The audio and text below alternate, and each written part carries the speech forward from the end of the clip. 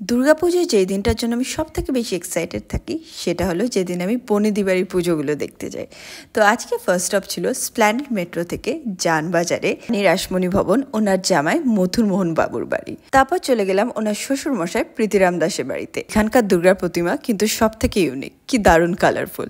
এটা ছিল ওনার দ্বিতীয় কন্যা কুমারীর বাড়ি। তো আজকে আবার একজনের খুব তাড়াতাড়ি খিদে পেয়ে গেছিলো, তো আমরা কাছে একটা পাইস হোটেলে লাঞ্চ করতে যাই।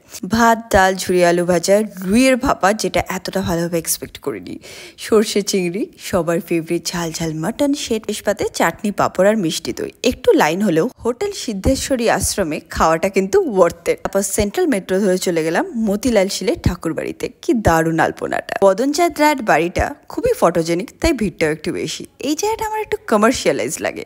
একটু এগিয়ে ধর বাড়িতে কি দারুণ শান্ত পরিবেশ, বসে থাকতে খুব ভালো লাগছিল। তারপর গিরিশ পার্ক মেট্রো থেকে দত্তবাড়ি, এখানে দুর্গামার শাড়িটা হাতে আঁকা হয়। আর এটা ছিল 200 বছরেরও বেশি পুরনো দুর্গাপুজো, চাটুবাবু লাটুবাবুর বাড়ি। তারপর দর্জিপাড়া মিত্র বাড়ি থেকে চলে গেলাম মোস্ট কালারফুল জোড়াসাঁকো ডবাড়ি। পাশের গলিতেই এই খুব সুন্দর জোড়াসাঁকো শিবকৃষ্ণ ডবাড়িতে গিয়ে মনে হলো পুজোটা সত্যি সবার জন্য। বেরিয়ে একটু কোল্ড ড্রিঙ্ক খেয়ে ম্যাপুসিদের আদর করে we called it a day.